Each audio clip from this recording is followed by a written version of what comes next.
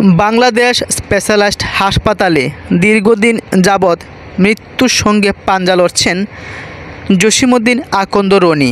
তিনি টানা তৃতীয়বারের মতো নির্বাচিত বাংলাদেশ আওয়ামী লীগের আন্তর্জাতিক বিষয়ক উপকমিটির সদস্য। তাছাড়াও সাবেক উপ ছাত্রবৃত্তি বিষয়ক সম্পাদক এবং বাংলাদেশ ছাত্রলীগের কেন্দ্রীয় নির্বাহী সংসদের সাবেক সদস্য। রনির সুস্থতা কামনায় সাংবাদিক কাজল তালুকদার দীর্ঘ এক পোস্টে লিখেছেন, কলমাকান্দা উপজেলা সদরের চত্রংপুর গ্রামের ছেলে জসিমউদ্দিন আকন্দ রনি।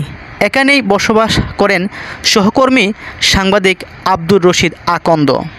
এলাকার মানুষের সুখ দুঃখের সঙ্গী এই মানুষটি। পেশাগত জীবনে যতটা নিরলস ততটাই দায়িত্বশীল একজন পিতা। তার ছেলে জসিমউদ্দিন আকন্দ রনি, তিনি শান্ত স্বভাবের, বিনয়ী এবং স্বপ্নবাজ এক তরুণ।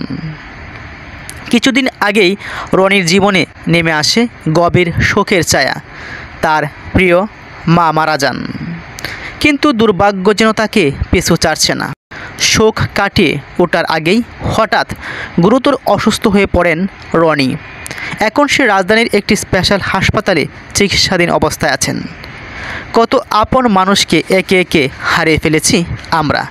কিছুদিন আগেও যারা হেসে কথা বলতো, দেখা হলে খোঁজ নিত, তারা আজ শুধু স্মৃতিতে।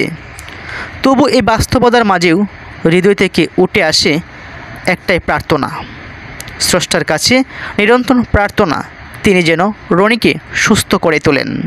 এই প্রার্থনা শুধু রনির জন্য নয়, সকল প্রিয়জনের জন্য যারা আজ রোগ শোক কিংবা জীবনের যন্ত্রণায় ক্লান্ত। তাছাড়াও সামাজিক মাধ্যম ফেসবুকে অনেক কর্মীরাও রনির জন্য দোয়া চেয়েছেন। তারা ফিরে পেতে চায় রাজপথে আবার রনিকে।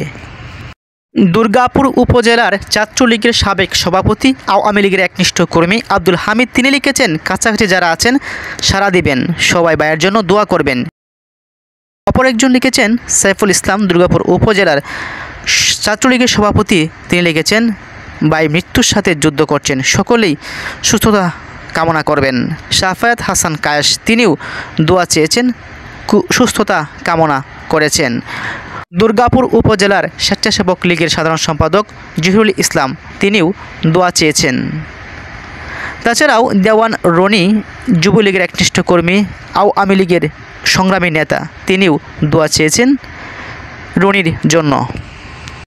এছাড়াও দেশ বিদেশের অনেকেই রনির সুস্থতা কামনায় সামাজিক মাধ্যম ফেসবুকে পোস্ট করেছেন, দোয়াও পড়ছেন তিনি যেন খুব দ্রুত সুস্থ হয়ে ফিরে আসেন।